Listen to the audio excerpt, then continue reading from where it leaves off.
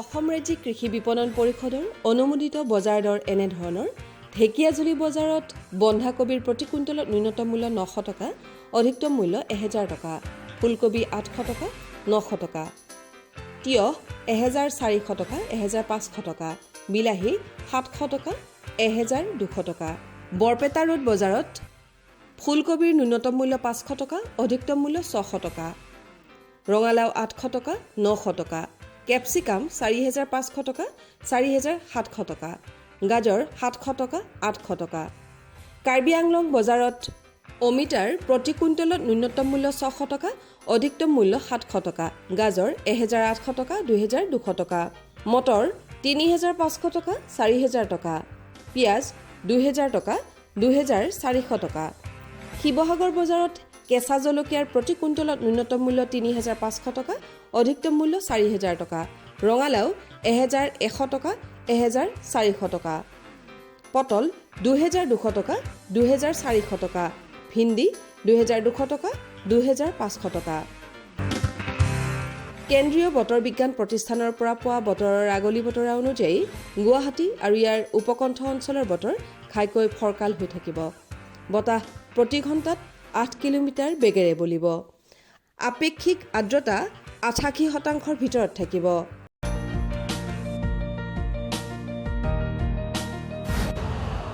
Urea का स्वदेशी उत्पादन 70 लाख टन बढ़ाने के लिए 6 उर्वरक संयंत्रों का उद्धार किया जा रहा है।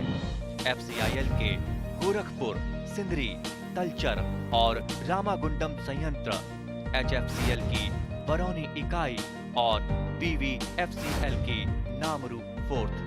सोने पर सुहागा ये है कि देश में अब बनेगा सिर्फ नीम लेपित यूरिया, क्योंकि इससे होगा किसानों का फायदा ही फायदा। अनाज का उत्पादन 10% तक बढ़ेगा। बढ़ेगी 10 से 15% नाइट्रोजन क्षमता।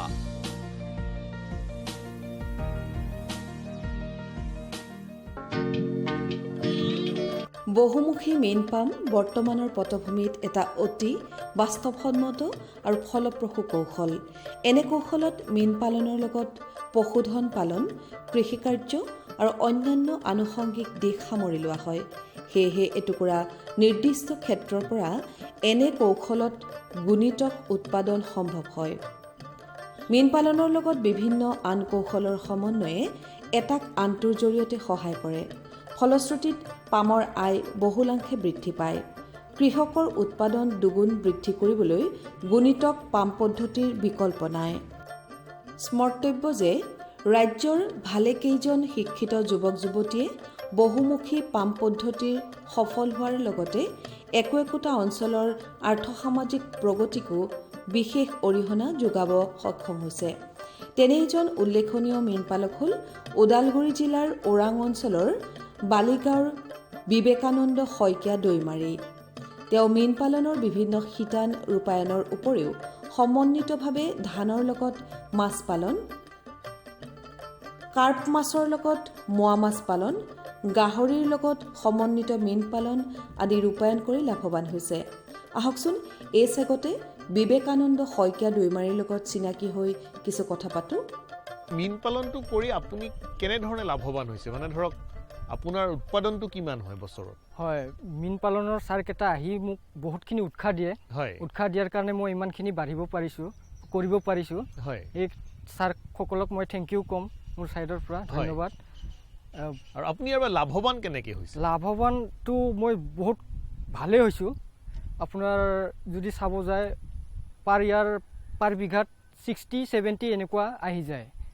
1000 হয়, মানে চব খৰচ বাদ দি। আৰু কিমান ডাঙৰ হয় আপোনাৰ ইয়াত মাছ এবছৰত? মই এক বছৰত আপোনাৰ ভুকুৱাটো আপোনাৰ 800-700 গ্ৰাম হয়। আৰু বাকী মাছ চিলভাৰো হয়, 1 কেজিৰ ওপৰত হৈ যায়, 1200 বছৰত। বিক্ৰী কৰাৰ কিবা অসুবিধা আছে নেকি? বিক্ৰী কৰাটো আমাৰতো অলপ মাৰ্কেটটো দূৰ হয়, মানে বজাৰটো দূৰ হয়। বজাৰ দূৰ হোৱাৰ কাৰণে আমাৰ অকণমান অসুবিধাটো আহে। তথাপিও মানে পালন হিচাপে এইখিনি মানে ইয়াৰ পৰা লৈ যায় নে বেপাৰী, আপুনি বজাৰলৈ লৈ যাব লাগে? নাই, বেপাৰীক আমি দি দিওঁ। মানে বেপাৰীক নিদিলে আমাৰ জাল অলপ টানাও অসুবিধা হৈ যায়। বেপাৰীক দি দিয়ে? হয়, বেপাৰীক দি দিওঁ।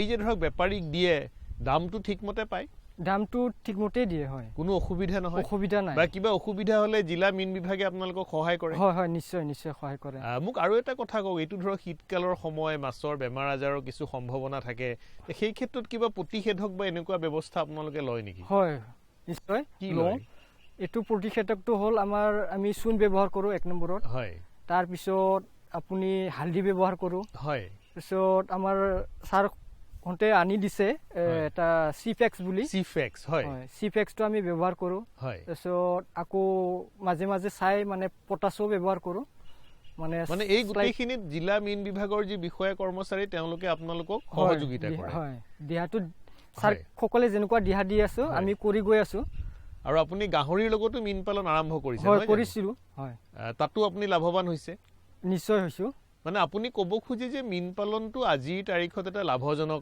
পেছা নিশ্চয় নিশ্চয় বহুতখিনি লাভজনক আৰু আপোনাক দেখি ওচৰ পাজৰৰ যুৱক যুৱতী বা ওচৰ পাজৰৰ ব্যক্তি এই কামটো জানিব বা শিকিব আহিছেনে নিশ্চয় আহিছে ছাৰ তেওঁলোকক আপুনি পৰামৰ্শ দিয়ে হয় হয় মই বহুতখিনি মানে জড়িত কৰিছো হয় এইটো কিবাত মীন পালনত আগত কম আছিলো মানে পুখুৰীকেইটা কম আছিল এতিয়া মানে বহুতখিনি মানে মীন পালনৰ লগত জড়িত হয় মানে আগুৱাই গৈ আছে মানে আপুনি ধৰক দেউতাৰ দিনত যিমান পুখুৰী আছিল বা জলকালি আছিল তাতকে বঢ়াইছেনে বঢ়াইছো হয় কিমান আছিল দেউতাৰ দিনত কিমান আছিল এতিয়া কিমান হ'ল দেউতাৰ দিনত আছিল এখন পুখুৰী আছিল এখন আছিল এতিয়া 4 বিঘা মানে 1 হেক্টৰৰ পুখুৰী এটা আছিল তাৰ পিছত মই নিজে মানে জড়িত হৈ দেউতাৰ পৰা শিকি মই মানে এতিয়া 4খন বনালো মই মুঠতে জলকালি কিমান হ'ব জলকালি আপোনাৰ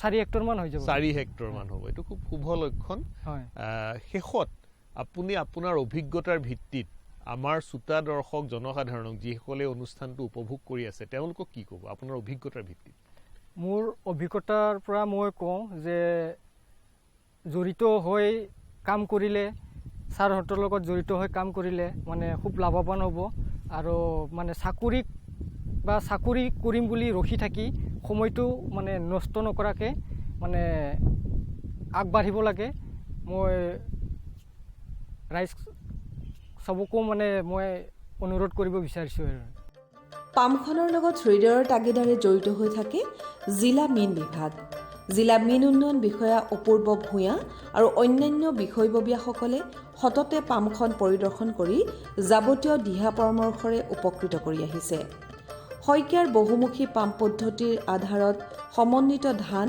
আৰু মাছ খেতি আৰু ধাননি পথাৰত মোৱা মাছ পালন সম্পৰ্কে কাৰিকৰী কিছু দিশ অৱগত কৰিছিল জিলা মীন উন্নয়ন বিষয়াগৰাকীয়ে সমন্বিত মীন পালনটো এনেকুৱা এটা বস্তু য'ত আমি একক ক্ষেত্ৰত আমি বিভিন্ন 2-3টা খেতি একেলগে কৰিব পাৰোঁ এটা সময়তে এতিয়া আমি যদি ধান পথাৰ এখনত খেতি পথাৰ এখনত যদি ধানৰ লগত আমি মাছটো সংযোজন কৰি দিওঁ তেতিয়াহ'লে আমি 2টা খেতি পাই গ'লোঁ একেটা ছিজনতে আমি দুটা আমি খেতি পালোঁ আৰু 2টা ধৰণৰ আমি প্ৰডাকশ্যন পালোঁ তাৰমানে আমি পুখুৰীত যিখিনি পানী দেখিছোঁ সেই পানীখিনি এই ধাননি পথাৰত আছিল আৰু মাছখিনিও ইয়াতে চৰিবলৈ আহিব বাৰিষা কালত আৰু এই যেতিয়া হাৰ্ভেষ্টিং ছিজন হ'ব তেতিয়া পানী যেতিয়া শুকাই যাব মাছখিনি আকৌ পুখুৰীলৈ গুচি যাব গতিকে মাছৰ চৰিবলৈ এটা ৱাইড এৰিয়া এটাও পাই গ'ল ধান খেতিৰ ছিজনত গতিকে সেইটো এটা খেতিয়কজনৰ কাৰণে 2টা খেতিৰ নিচিনা হৈ যায় মানে ধান খেতিৰ উৎপাদনটো বাঢ়িব নেকি ধান খেতিত আপোনাৰ উৎপাদন যথেষ্ট বঢ়ায় কাৰণ মাছে যেতিয়া বিষ্ঠাখিনি ইয়াত ত্যাগ কৰিব সেইখিনিও এটা এডিশ্যনেল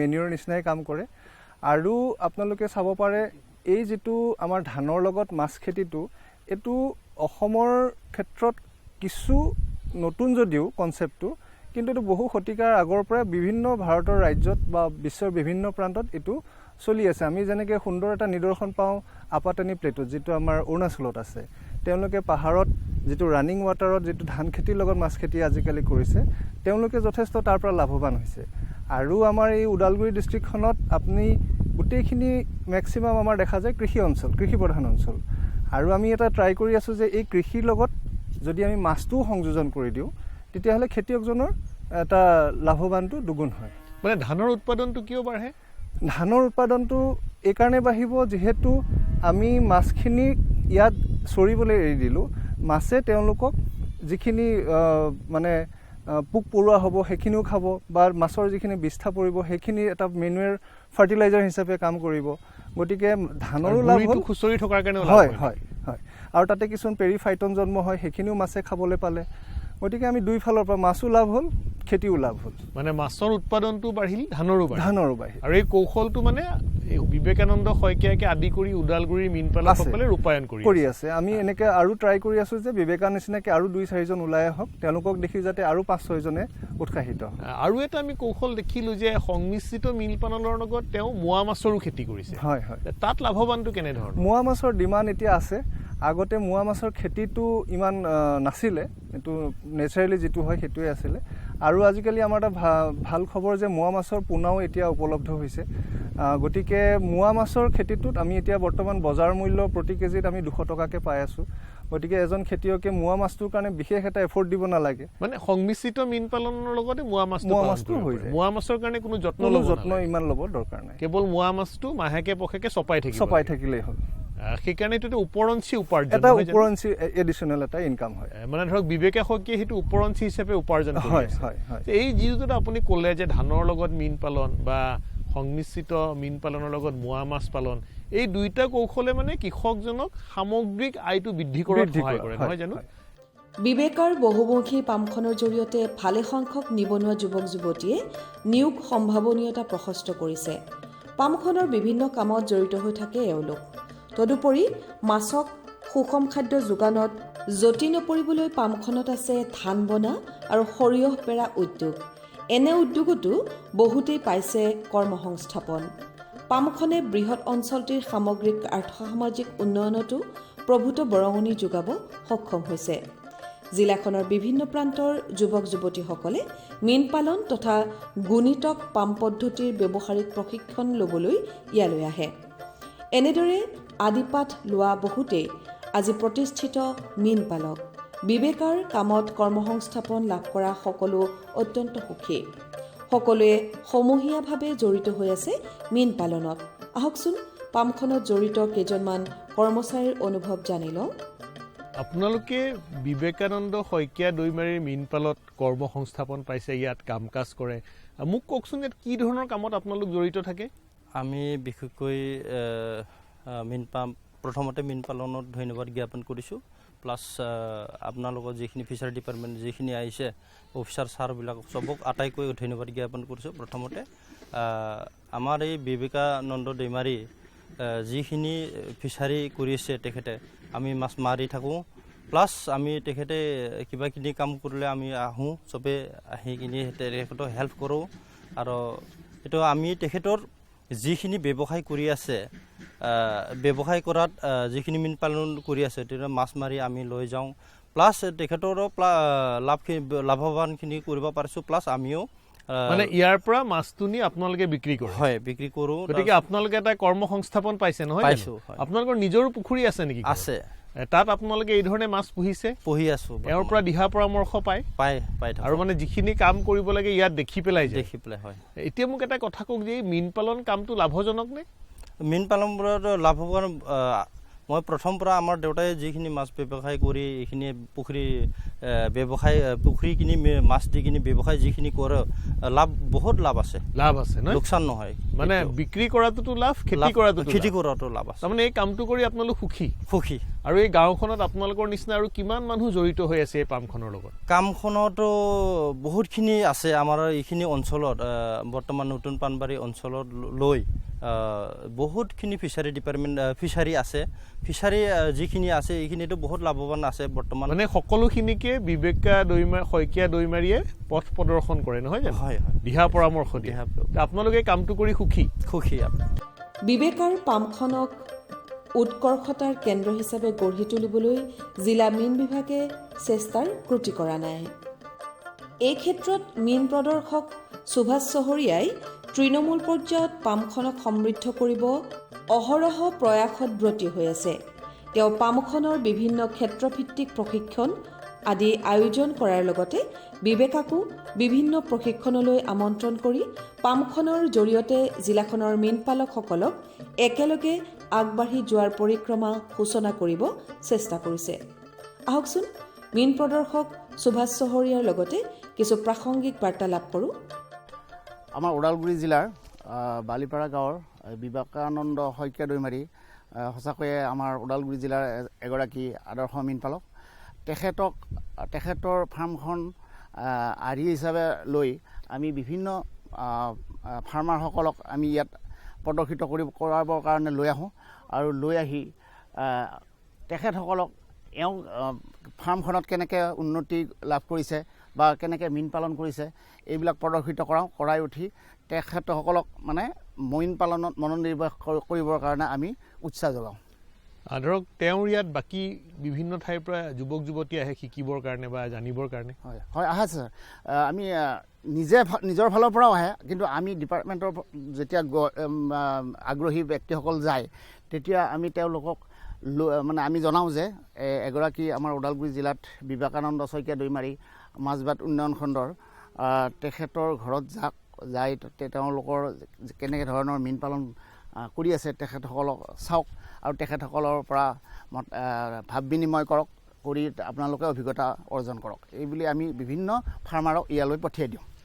কিন্তু এটা কথা আমি মন কৰিছোঁ যে তেখেতৰ এখন বিশাল পাম, ইয়াত যদি এটা পোনা উৎপাদন কেন্দ্ৰ তেওঁ নিজাকৈ থাকে হয়তো বেছি ভাল হ'ব। এই ক্ষেত্ৰত আপোনালোকৰ কিবা চিন্তা ভাৱনা? হয় নিশ্চয় ছাৰ। আমাৰ ওদালগুৰি জিলাত এনেকুৱা ধৰণৰ আঁচনি নিশ্চয় আহি থাকে মাজে মাজে, কিন্তু আমি চাইছোঁ এওঁৰ ইতিমধ্যে পুখুৰীও যথেষ্ট আছে, আনহাতে এওঁৰ এনেই পৰি থকা মাটিও যথেষ্ট আছে। গতিকে আমি আগন্তুক দিনত আমাৰ ডিপাৰ্টমেণ্টৰ পৰা অহা বিভিন্ন আঁচনিৰ ভিতৰত যিটো মানে মীন পোনা উৎপাদন কেন্দ্ৰ আহে সেইটো আমি দিবৰ কাৰণে এওঁৰ লগত কথা পাতিছোঁ ইতিমধ্যে। তেখেতক আমি দিবৰ কাৰণে আগ্ৰহী আৰু আমি যৎপৰোনাস্তি চেষ্টা চলাম। আৰু এনেকুৱাতো আজিকালি কথা শুনা যায় যে বহুত সময়ত ধৰক বিধি বহিৰ্ভূতভাৱে ৰাসায়নিক সাৰ বা বিভিন্ন বাঢ়ক সামগ্ৰী পুখুৰীত প্ৰয়োগ কৰে, যিবিলাক ধৰক মীন বিজ্ঞানৰ পৰিপন্থী, যিবিলাকে মাছৰ বাঢ়নটো দিয়ে কিন্তু স্বাস্থ্যৰ প্ৰতি ভাবুকিৰ সম্ভাৱনা কঢ়িয়াই আনে। তেনেকুৱা কথা বতৰাটো এনেকুৱা জেগাত হোৱাৰ সুযোগ নাই আপোনালোকে যিটো জানে? নাই, এনেকুৱা ধৰণৰ তেওঁলোকে ৰাসায়নিক সাৰ সেনেকৈ ইয়াত মানে আমি নীতি বহিৰ্ভূতভাৱে তেওঁলোকে ব্যৱহাৰ নকৰে। যিখিনি আমি আমাৰ পৰা ডিপাৰ্টমেণ্টৰ পৰা যিখিনি এডভাইচ থাকে, কি সাৰ প্ৰয়োগ কৰিলে সুফল পায়, কেনেকুৱা ধৰণৰ খাদ্য দিলে তেওঁলোকে ভাল ফল পায়, সেই আলম কৰি আমি প্ৰতিক্ষণতে আমি ক্ষেত্ৰ পৰ্যায়ৰ কৰ্মীসকলে ঘূৰি থাকোঁ আৰু ঘূৰি থাকি আমি ফাৰ্মাৰসকলক অৱগত কৰাৰ পেলাই এনেকুৱা সাৰ নিদিব, এনেকুৱা দিলে আমাৰ এটা নীতি বহিৰ্ভূত কাম, গতিকে ইয়াৰ পৰা অপকাৰ হয়, গতিকে আপোনালোকে নক'ব। কিন্তু সেইকাৰণে আমাৰ এই ফাৰ্মাৰ বিশেষকৈ ওদালগুৰি ফাৰ্মাৰসকল এই ক্ষেত্ৰত সচেতন। প্ৰকৃতাৰ্থত বিবেকাৰ পামখন আজি জিলাখনৰ মীন পালন বিষয়ক এক উৎকৰ্ষতাৰ কেন্দ্ৰ। কথা পাতিছিলোঁ মীন প্ৰদৰ্শক নাছিৰ হুছেইন আনচাৰীৰ লগত। এতিয়াও মানে তেওঁৰ এখন সৰু পুখুৰী আছে ওচৰতে, হয়, তাতে এবিঘামানৰ পুখুৰী। তেওঁ বাহিৰৰ পৰা পোনাটো ভাল জেগাৰ পৰা চাৰ্টিফাইড জেগাৰ পৰা আনে, আনি পেলাই তেওঁ আনাৰ আগত আমি পুখুৰীটো চাই লওঁ। তাতে চূণ গোবৰ যিখিনি আছে পুখুৰীখিনি আমি আগতে প্ৰিপাৰেশ্যন কৰি লওঁ।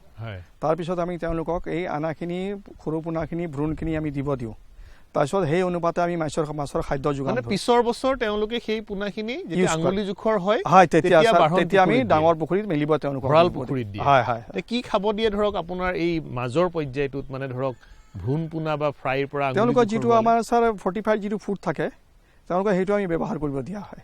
এই ক্ষেত্ৰত জিলা বিষয়ে আপোনালোকক এটা পৰামৰ্শ দিয়া হয়। নিশ্চয় ছাৰ। আৰু তাৰপিছত ধৰক এই পোনাখিনি কিমান দিনৰ মূৰত আঙুলি জোখৰ হয়গৈ? তেওঁ এইটো ছাৰ 3 মাহ মূৰতে হৈ যায়।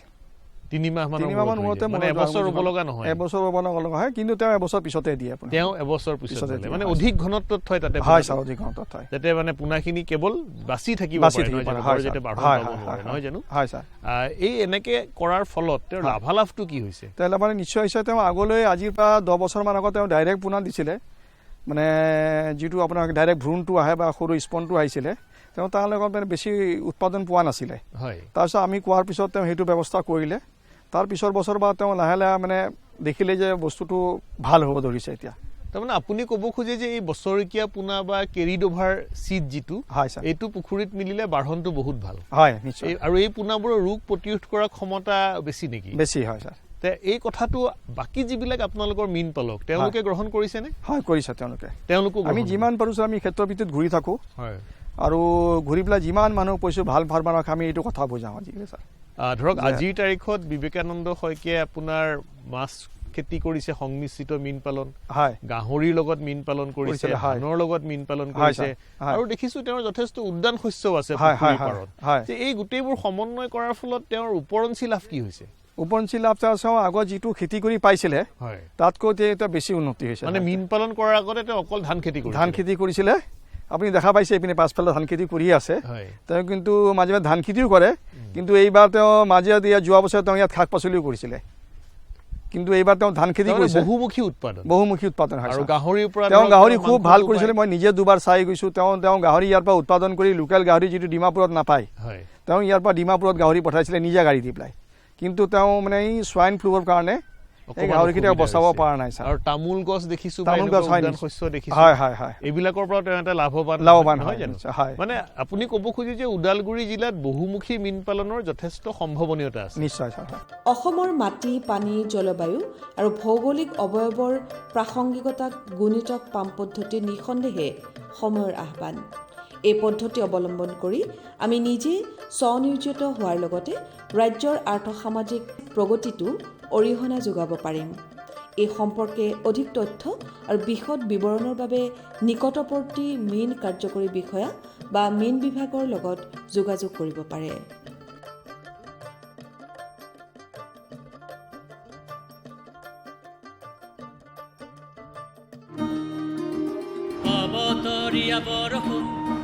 বৃষ্টি আৰু ধুমুহাৰ চিন্তা পাহৰি যাওক, ফচল বীমা কৰাওক, সুৰক্ষা কৱচ পাওক। প্ৰাকৃতিক দুৰ্যোগ হওক বা কোনো দুৰ্ঘটনা, এই সকলো চিন্তাৰ পৰা মুক্তি পাওক, ফচল বীমা কৰাওক, সুৰক্ষা কৱচ পাওক। हमने फसल बीमा योजना को अधिक प्रभावी बनाया, उसके दायरे में ज्यादा किसानों को लाए। এতিয়ালৈকে 16 কোটিৰো অধিক কৃষকৰ আবেদনে ফসল ক্ষতিপূৰণ লাভ কৰিলে। ৰবি শস্য বীমা কৰাৰ বাবে ততালিকে পঞ্জীকৰণ কৰক। বেংক শাখা, বীমা কোম্পানী, কৃষি ঋণ সমিতি, জনসেৱা কেন্দ্ৰৰ সৈতে যোগাযোগ কৰক বা www.pmfby.gov.in যোগে অনলাইন আবেদন জনাওক। বীমা কোম্পানীৰ প্ৰতিনিধিৰ সৈতে ঘৰত বহি AID এপৰ জৰিয়তে বীমা কৰিব পৰা যায়। ফচল বীমা কৰাওক, সুৰক্ষা কৱচ পাওক।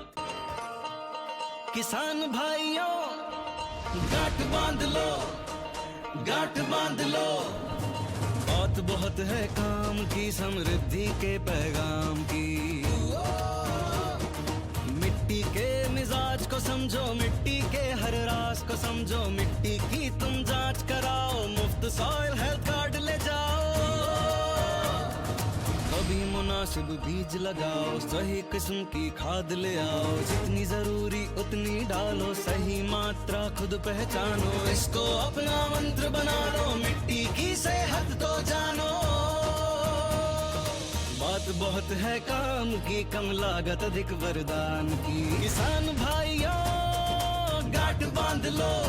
आज ही मिट्टी की जांच कराएं, राज्य सरकार के कृषि अधिकारी से संपर्क करें और मुफ्त में सॉइल हेल्थ कार्ड पाएं। कृषि और किसान कल्याण मंत्रालय द्वारा किसान हित में